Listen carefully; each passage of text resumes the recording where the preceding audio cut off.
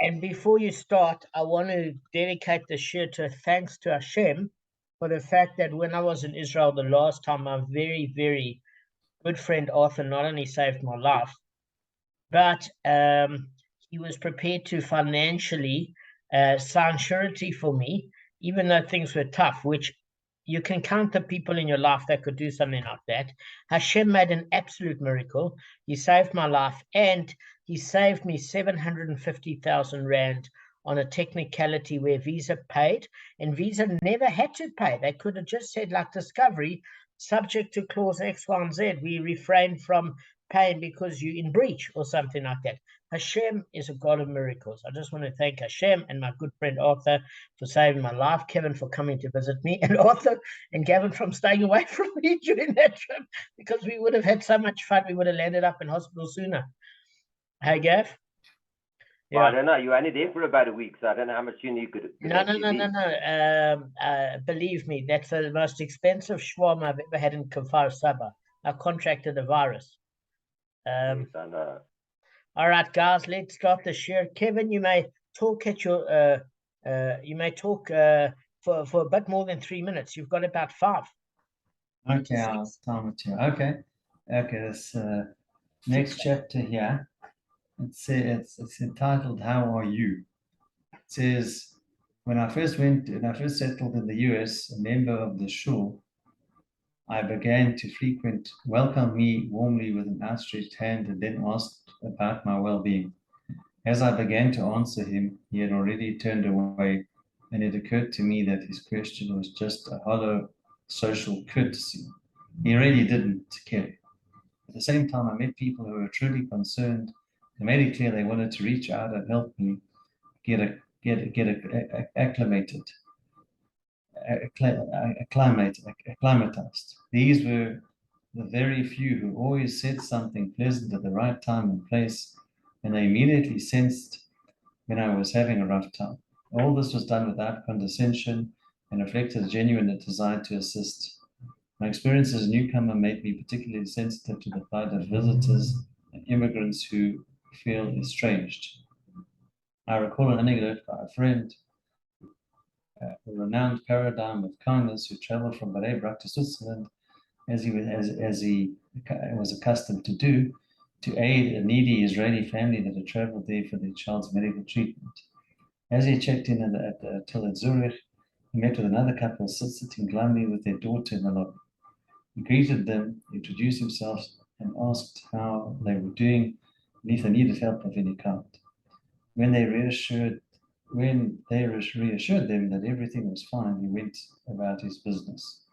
In the evening, he returned to the hotel eager to get a good night's rest, and was surprised to find the same family sitting in the same spot in the lobby with their luggage ready to depart, yet lingering silently. He approached them and asked why they were still sitting in the lobby and had not left for their destination. The father responded that their flight was delayed well past midnight, and it would be a waste to pay for another night in the hotel, so they chose to bide their time in the lobby. My friend responded, I cannot accept that you sit here in the lobby and that I sleep comfortably in my hotel room. You must be hungry and need something to eat before the return flight to Israel. He hurriedly ran to his room and brought down some cake and chocolate to share with them. He sat with them in the lobby, making small talk for hours until they departed. Though he had never met these people before, he had no idea what brought them to Switzerland. A while later, my friend received a wedding invitation. On the top of the invitation was a handwritten request that he participate in the celebration as he would be their most important guest. My friend could not recollect the names on the invitation. The bride and the groom were also unknown to him. He figured there must have been some mistake. To his amazement, the following day he heard a voice of the father of the bride, who reminded him of their nocturnal meeting in the hotel room in Switzerland. And he said to him, my father and I came to Switzerland in search of our daughter. She is the one who was with us that night. She had abandoned Jewish tradition during her studies in Europe and was going to marry a non-Jew in Switzerland. We had spent 2 weeks attempting to convince her to change her mind. We were going to depart Zurich that night, despondent as our daughter remained steadfast in the decision to marry the non-Jew, though she had finally agreed to come home. On that night, when you sat with us in the lobby, you reached us and shared whatever food and sweets you made an indelible impression on us, more importantly on our daughter. On the way to the airport, our daughter could not stop talking about the warmth of your heart and generosity of spirit to help strangers. You launched a transformation in her heart, and during the whole flight, she could not stop talking about it. And to our amazement, if this is the way a religious Jew lives, and this is the joy of life, she wants to be like him. Okay, so that just by the guy's seemingly small action or kindness, he got someone who he didn't even know. He had a major, he was mashpia then, he had a major influence just by his kindness and generosity of spirit. Wow. Kevin, that was good.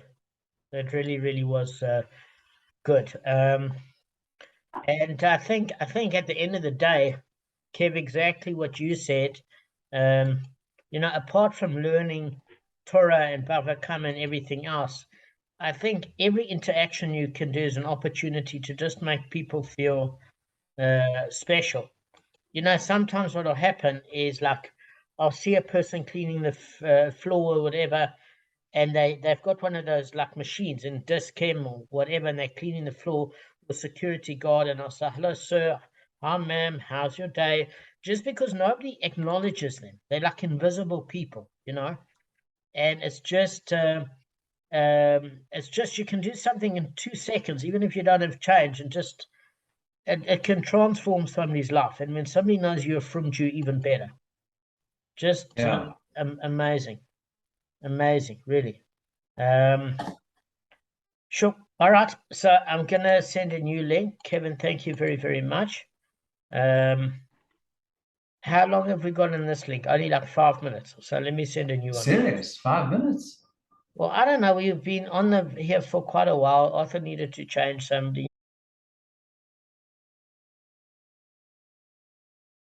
Okay, guys, just wanted to let you know how we ended off. Is that there was a discussion where the Tana Kamma in the Mishnah said that a slave, if he's damaged, is paid for all 5 categories, which is actual damage, nezek, sorrow, pain, poor medical bills, whose employer or master is paid for loss of employment. But the slave is ordered according to the Tana Kamma, the Mishnah, paid for humiliation. Rav Yehuda deems that the slave is not paid for humiliation, because the pasuk which talks about humiliation, of where we get our source for the payment, if 2 men shall quarrel and a man and his brother, it talks about his brother, which implies another member of Klal Yisrael. And brotherhood is seen as, if you can marry an Israelite, then you can actually have a kinship. And then the Gemara wants to say, well, the Tana Kamma and the rabbis don't agree, because slaves are incumbent upon them not to break any of the negative mitzvahs, same as a woman, but they're not obligated, same as a woman, to time-bound mitzvahs. And therefore there is a brotherhood of sorts, especially since they have a quasi-Jewish status and they need a bris milah. Then the Gemara has an argument against Rav Yehuda, who's because Rav Yehuda is saying, slave's not considered a brother. So they're saying, really? So what happens if you're talking about a case of Eidim Zomamim, that if a Jew testifies against a slave, the reciprocal punishment is forced upon them because of what he shall do to his brother. So in other words, if he conspired against his brother, so to the reciprocal punishment is done to him. We see this in Makot with regards to 8a, the city of refuge for a inadvertent killing. If he manufactures evidence and a second pair of witnesses come to the first set and said you couldn't have seen this inadvertent killing, so therefore the Eidim Zomamim go to the city of refuge. Same with lashes, corporal punishment. Same with the death penalty. But this is an argument against Rabbi Yehuda, who says that slaves are not considered one's brothers. So then how does the pasuk work? And what he intended to do to his brother shall be done to him. So the Kevin gave a great answer, is that, listen, you don't want to corrupt the justice system at the end of the day. That's why it talks about the fact that the reciprocal punishment is in fact given to uphold the justice system. If that makes specific sense. Then we said, why isn't a slave eligible for kingship? Because if he's considered a quasi-Jew, why not? And we were saying it's the same as a convert. In fact, a convert has a higher status because he can marry a Jew, whereas a slave cannot. And therefore, even a convert can't get malchus, for the reason that Kevin said. He was really on the ball yesterday, is that at the end of the day, it talks about amongst your brothers. Amidst your brothers is actually the word, which means the best of the best, creme under the creme, meaning I'm not a Kohen as much as I want to be. I'm a Levi, and everyone has got assigned hierarchical roles. Even if we look at the queen that recently passed away, there's certain criteria in order to be, from a genealogical point of view, to have the criteria to be part of the royal family and admitted to the throne. So that's certainly not allowed for a slave. He's not even allowed to marry a Jew, never mind as far as that's concerned. So then the question comes up, which Gavin asked, is at the end of the day, it's all very well saying this thing of Adam Zomamem, that you can't testify against the slave. But Gavin asked a brilliant question, and he said, well, can a slave testify? Which it's like you read our minds. It's Gavin, well done. Really, you were into the pattern of the Gemara. And what the synopsis was as follows, is it's saying, look, at the end of the day, this was the case. He could not. Because the first thing you want to do is you wanted to compare it to a woman and say, listen, if a woman who can marry a Jew and build a lineage of Jewish people, and she can't testify because she's only allowed to do sorry guys, my tongue is being a bit twisted. She's not allowed to do negative virus at all. And she's not obligated to town-bound mitzvah, same as a slave. But she can at least marry a Jew and have Jewish children. So therefore, a slave that's got the same status as her in terms of mitzvah observance, he can't even marry a Jew. So if she can't testify, what makes you think the slave can testify? And the answer to that is a woman, a man. At the end of the day, it talks about men who testify. So, she doesn't go through Bris Milah. So then it brings an example of a minor. And we're saying, well, in that particular case, let's look at this case of Bris Milah. A Jewish minor can have a Bris Milah. But the Gemara says, well, what sort of example is that? He's not an adult male, and therefore he's not obligated to any mitzvahs until he's 13. At least a woman is obligated to constrain herself from committing negative virus, even if she's not obligated to time-bound mitzvahs. So this isn't a fair example. So you can't compare a slave to that. And then it goes back to the case of comparing it to a woman, and it says, look, in either category, you've got a problem.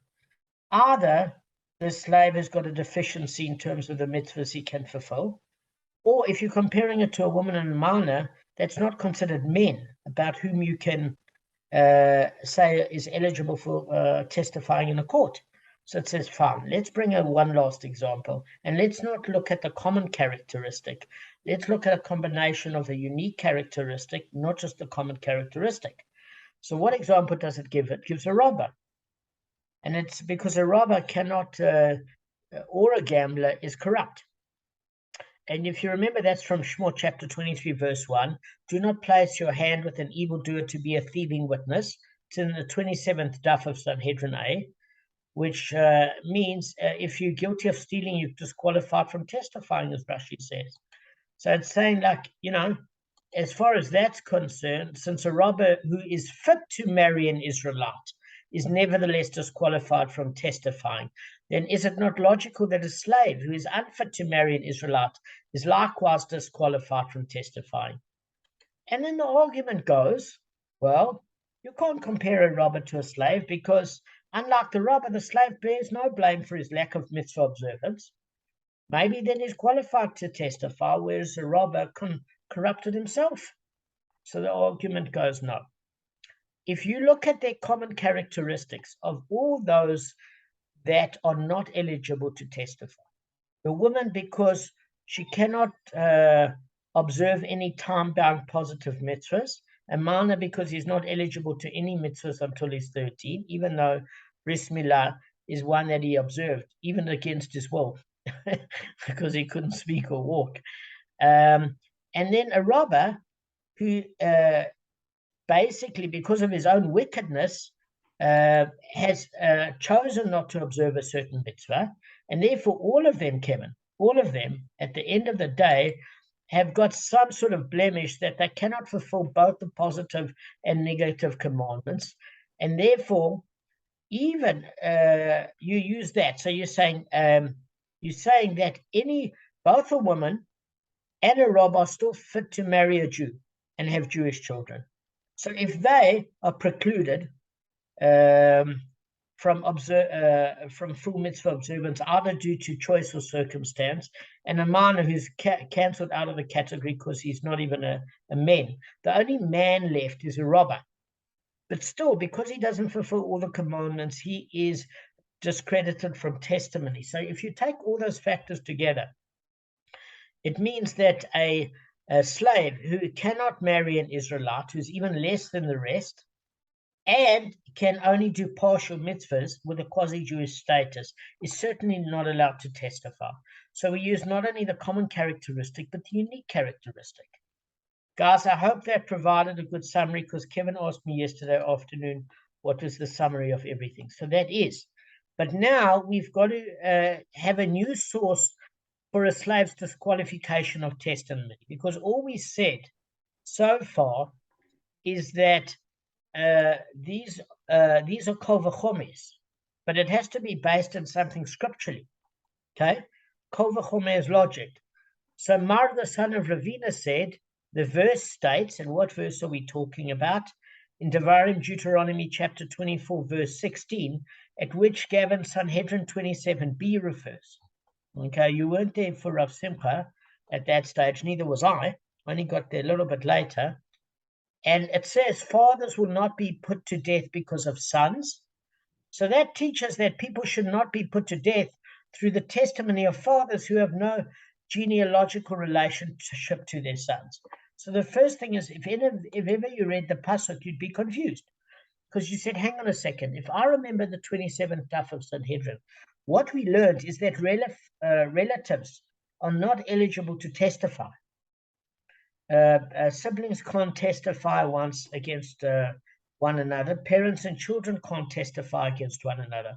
So what are we talking about here of a case where that people should not be put to death through the testimony of fathers who have no genealogical relationship to their sons? What do you mean? It's either a relationship or it's not. Okay, so I'm going to explain to you what this means in terms of a slave, because if you look at a slave, the son is not legally related to him.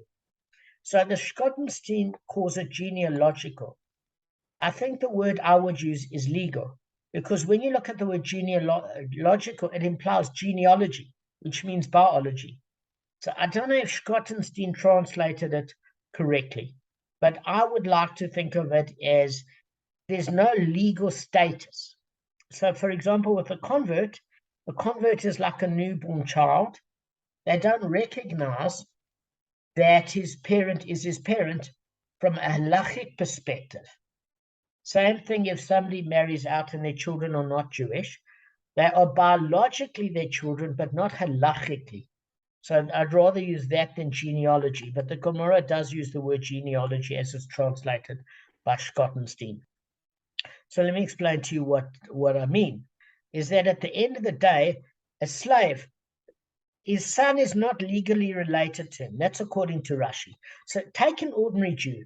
His father's name is incorporated in his own. In other words, David Chaim ben Aryeh is me. But that's not the case of a slave. And where do you find the source for that? In the 68b daf of Kedushin. Okay? So, Mar, the son of Ravina, said, the verse states, father shall not be put to death because of sons. This teaches that people should not be put to death through the testimony of fathers who have no genealogical relationship to their sons. For if it enters your mind that the verse is needed entirely for what we said in Sanhedrin, namely that it's biological in nature and also recognized legally, fathers should not be put to death because of sons, meaning through the testimony of their sons. So let the merciful one write, fathers shall not be put to death because of their sons. In other words, why does the Torah state the more general expression sons instead of the term their sons? Learn from this that people should not be put to death through the testimony of fathers who have no genealogical relationship to their sons. This teaches that a slave is unfit to testify. So all we are saying is that we know that any sort of biological relationship in Sanhedrin 27a means that you cannot testify against relatives. But because it uses the word sons or fathers instead of their sons or their fathers, it goes on to extend the law to the fact that you could be biologically related, but not genealogically. And we don't mean genealogy as in biology in this case, but more halachic recognition of the genealogy. Kevin, you're falling asleep slightly, which I understand you if you're tired. Can you tell me what we were talking about here, Bati? Just want to see if you're just the angle. I'm just looking. That's a little bit. Okay. You're talking about the genealogy as how do you say it? About testifying. Hold on a sec. You see, it's difficult to the ways that see, if I look like this, it may look like my eyes are closed, but I've been awake the whole time. It was less like this, Kev, and more like this. That worried me. So how was it? Yeah. It's okay. I didn't notice. Okay, maybe it. So what did we learn here? What are the two lessons we learned here? In Sanhedrin? About testifying, about the about okay, so in your own words, just some woman. Now forget about the woman. Forget about the woman. We're dealing now. We're done with the woman in every way. So we mean what did Mar, the son of Ravina, said? What point was he trying to make in Devarim chapter 24, verse 16 with Sanhedrin and slaves? What point was he making? What was the bottom line of what he said? In a sentence. If you don't know, I can repeat it. It means maybe I can explain it better. I can explain it better if you want. I can give it over in a sentence. What was he saying about slaves? Yeah. That they can't testify. Okay, but why?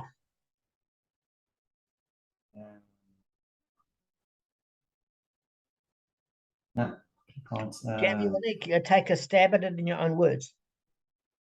I don't know if I remember it. I heard everything you said. I heard you perfectly. But I've gone blank.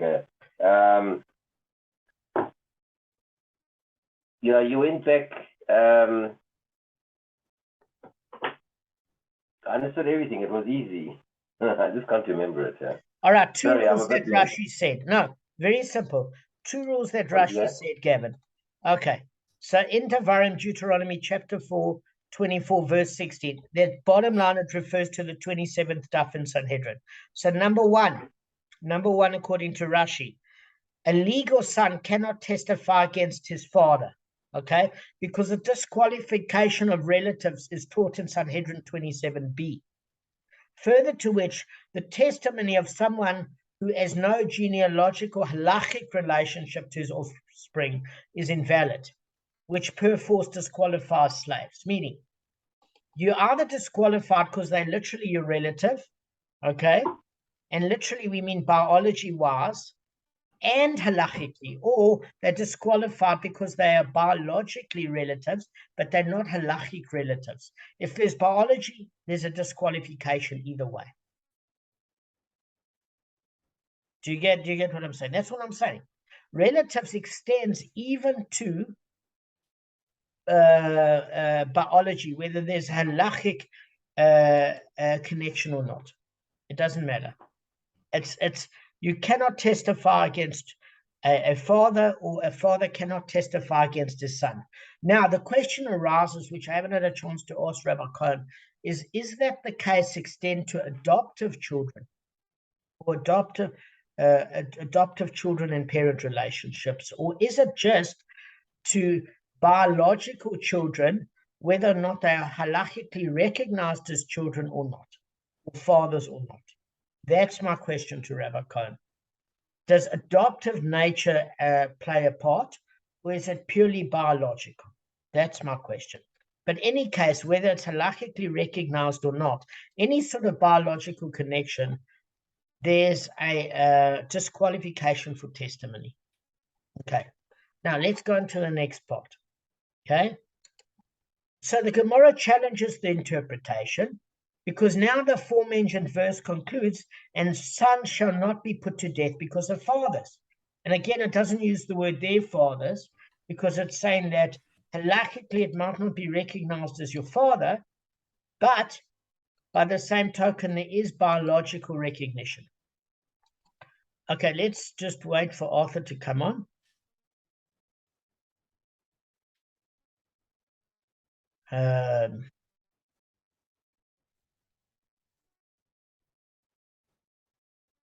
Okay, cool. Thanks, mate. Sorry, guys. No Okay. problem. Okay. So the problem is the next verse, because it says, sons shall not be put to death because of fathers, and people should not be put to death through the testimony of sons who have no genealogical relationship to their fathers. Again, you use the word there. If it's talking about a halachically recognized relationships, it says sons then cannot testify against their fathers, or fathers cannot testify against their sons. The very fact that that possessive noun is missing means it's not halakhically recognized as a relationship. However, there is a biological relationship, at which case slaves are excluded, because a son a father does not recognize his son in name. You won't have a son with the father's name if he's a slave. Now you've got a problem, because if you go upwards, a convert is disqualified for testimony because he has no legal relationship with his father. But there's a problem here. And why? Well, we know why. Because if you look at Nida in 49b, or let me give you a better example. If you look at the second book of Kings in chapter 20, verse 12, you've got Baladan, the son of Baladan, which means Chumash recognizes the genealogical ties of Gentiles and their offsprings. But halachically, there's no tie, because when a non-Jew converts, he's no longer legally related to his forebearers because he's seen as a newborn child. So the problem is, what do we do with the second verse? Because it implies then that converts would not be allowed to testify. Okay, and we know that a convert is qualified to testify. We don't only mean qualified to testify, but against, you see, the one thing that it's not clear in the Gemara, stun, is a convert qualified to testify, but is the disqualification about one's biological relative there? Does that make sense? And it's saying, no, because there's no halachic recognition. So what do we do here? Because with a convert, it seems that you can testify as far as that's concerned. So the Gemara says, look, maybe is that analogy correct? Okay, granted that there's no legal relationship above to his father, but below to his son, he does have a halachic legal relationship. Why? It's different to a slave. A slave has no genealogical relationship, neither above to his father nor below to his son. Do you get the difference?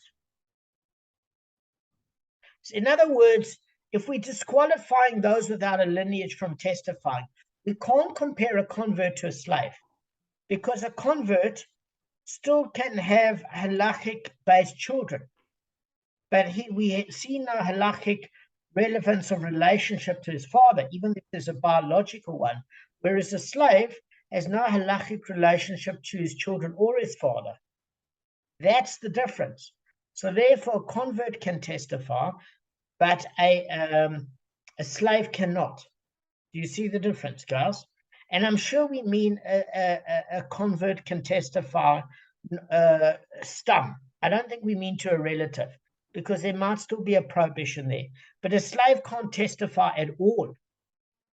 At all. Not even a slave, as far as I remember from the previous stuff, can only give testimony if something was knocked out of his. No, he can't even give testimony then, because when we brought the case of an eye and a tooth, it had to be brought by another party, if you remember correctly, witnesses. So you can get other people to testify. All right, guys, you look a bit lost. Is it Damon? Wait a minute. You see? Hold on, sorry, Gavin. Okay. No, I'll be 1 second. I was just going to say that a convert, I think that a convert shouldn't be allowed to marry. Yeah, a convert shouldn't be able to be a witness against a Cohen. That's all. Sorry, I've just got some. Cute. That's sorry, cute, man. I've just got a bit of a grudge there. I apologize. I had to get that in there. That's cute, man. So listen, on a real basis. No, Kevin's got something he wanted to ask. Yeah, Yeah, see that I think the confusion is it a Jewish slave or a Canaanite slave you're talking about here? No. What we're talking about is definitely not a Jewish slave. A Jewish slave can testify. Because you said about the father, you're talking about the father. No, I'm talking about, let me just clear up the issue. What I'm saying is, we learn from the Pasuk in the 27th daf of Sanhedrin, okay? And not only in the 27th daf of Sanhedrin, it comes from a Pasuk in Devarim, Deuteronomy chapter 24, verse 16, where it talks about fathers cannot be put to death because of sons, and sons cannot be put to death because of fathers. So the first question the Gemara asks is, what do you mean there? Is it just biological, or is it halachic recognition of status? And the thing of it is, either way you can't. If you're a literal relative, it precludes you whether you're halachically recognized as a relative or not. Because otherwise, Gavin and Kevin, it would use the word and offer, fathers cannot testify against their sons. Sons cannot testify against their fathers. And that possessive noun means halachic recognition of the relationship of biology. And what it's saying is, it didn't use the word their sons or their fathers. It just says can't be testified against by sons or fathers, meaning that if there's a biological relationship, it doesn't matter if halachically that's not seen as recognized lineage, you're still precluded from testifying against your relative if it's biological in nature. And therefore, a slave cannot testify on those grounds, Kevin, because a slave's got a double whammy against him, a Canaanite slave. He's not recognized as having any legal status to his father nor to his son. And since that's the case, on both sides, he's a non-entity in terms of legal relationships. Okay, and therefore he can't testify. And it asks then, what about a convert? And a convert is saying it's not the same as a slave, because you would think on the same basis that a convert has no relationship with their father. So therefore, in terms of halachic status, so therefore, can a convert testify? And the answer is yes.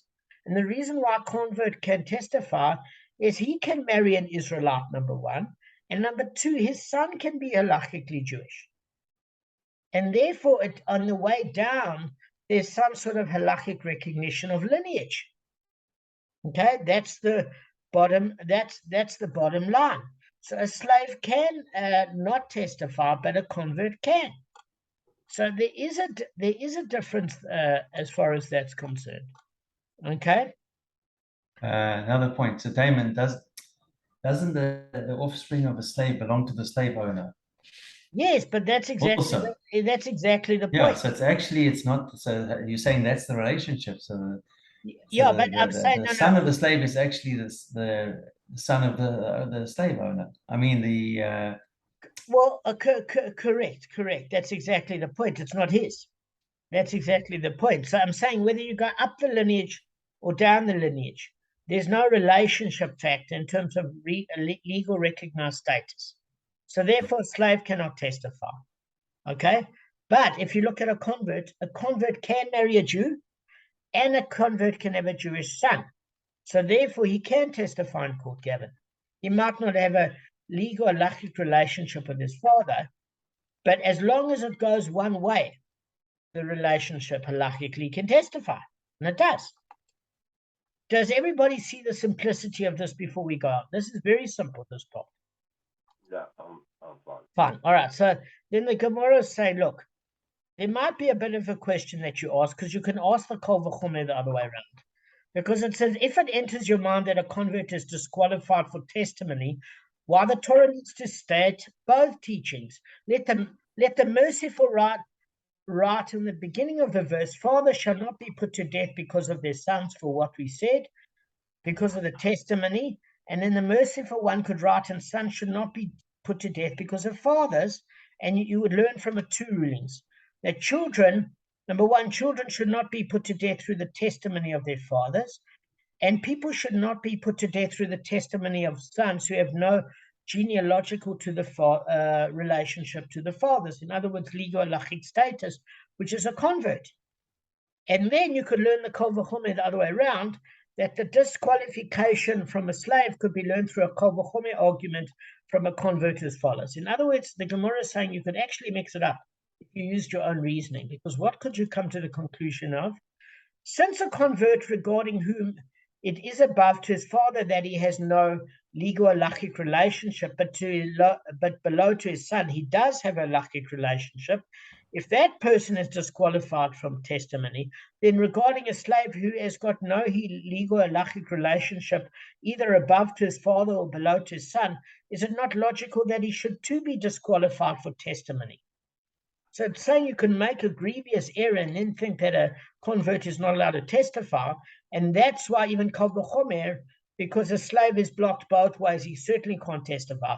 But they're saying it's a mistake, because since the merciful one in fact wrote in the beginning of the pasuk, father shall not be put to death because of sons. It doesn't use the word their sons, which indicates that people should not be put to death through the testimony of their fathers who have no halachic legal relationship to their sons, even if it's biological, which is a reference to slaves.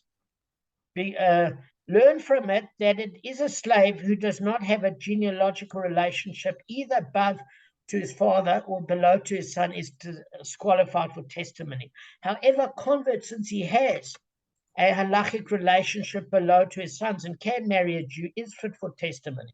So all it's trying to say is don't make that mistake by coming to your own conclusion, because it said you could make the mistake of saying, let the merciful one write at the end of the verse, and sons shall not be put to death because of fathers.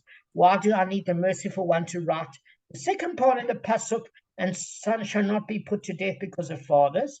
So we've got it both ways. It implies that people should not be put to death through the testimony of sons who have no halachic relationship to their fathers. So it's saying, now, why would the Torah set it up that you could get confused? And said, no. The Torah wrote in the beginning of the verse, fathers shall not be put to death because of sons.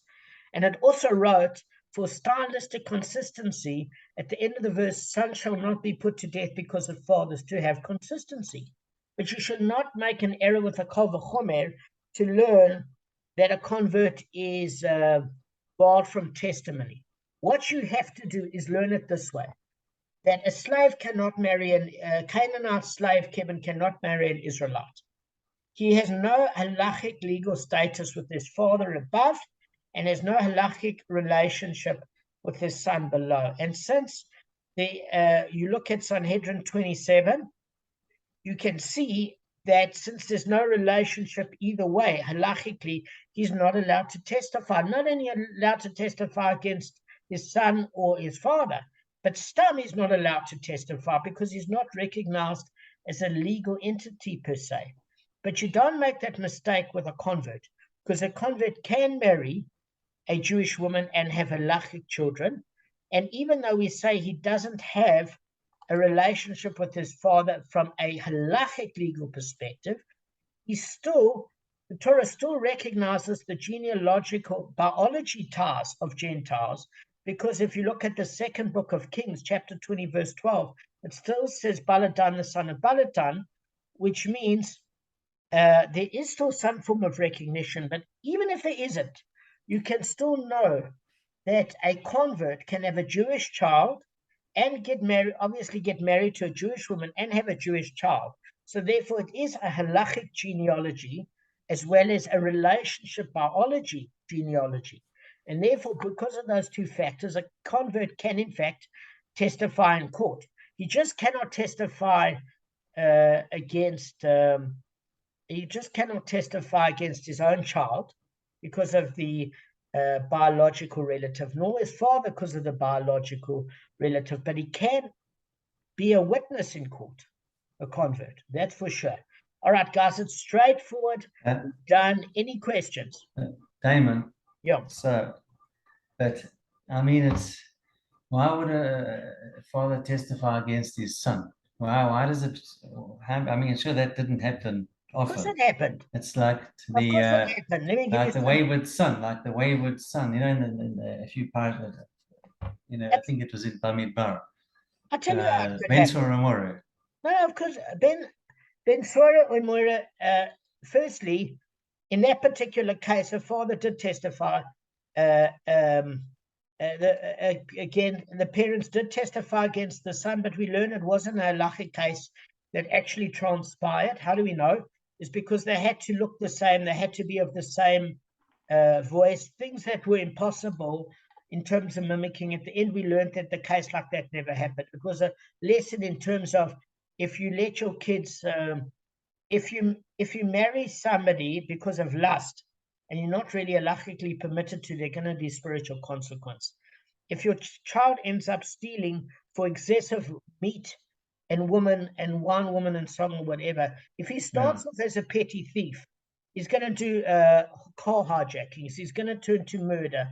If you look at all these gangsters, they started off not one day waking up as Don Corleone from The Godfather. They started off as no good young guys in gangs. They were bad seeds from the word go, and they were just allowed to get worse and worse. So the Torah concept is sometimes you have to sacrifice your life to save a soul. In other words, sometimes it's better that somebody dies rather than live their life as a wicked person. Then you let their body live and their soul's tainted. So that's number one. Number two, it's a lesson in chinuch that a mother and father must come with one voice, meaning as parents, you've got to be on the same page. You can't have different educational tools where the one believes in self-discipline for the children and the other one says don't hurt the kid, or they argue in front of the kids in terms and when mommy and daddy can play off against each other. But the bottom line is, if one son is a drug addict, can there be a case that you could testify against your son in order to prevent him harming your wife? I don't know. In those days, it seems that you couldn't provide testimony as far as that's concerned. So I don't know what to say. Guys, I'm like you in that I just learned the duff. I've got no broader context in terms of Babylonian or Talmudic times. I have no idea. So what? Yeah. So what? Okay, so you just finished your point, and I want to ask. Yeah. No, I'm done. Talk to me. Why would the father testify against the son? Was this what was the context for the testifying? Was the son like did he commit a major crime? So we're saying he can't. That's what we're saying in the 27th daf of Sanhedrin. Relatives cannot testify against each other. Okay? Both in terms of halachically recognized relatives, as well as, and this is the ick of what this is teaching us, as well as biological relatives, that have no halachic relationship to the person. So a father that marries a non-Jewish woman that's got not halachic children, he can't testify against his children. And the children can't testify against the father. Because of the biological relationship. Yes, the biological relationship is something else we learn. It's not just, Gavin, in terms of legal recognition of a halachic relationship. The minute there's biology involved, you cannot testify against sons or fathers.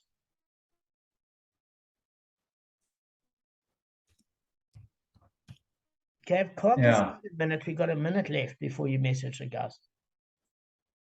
Well, they're messaging me, so I'm trying to. I'm listening to Damon, this whole discussion is relative, basically. It's all relative, this discussion, eh? It's all relative, yeah. relatively speaking. Relatively speaking. All right, guys. Yeah, thanks, and thanks.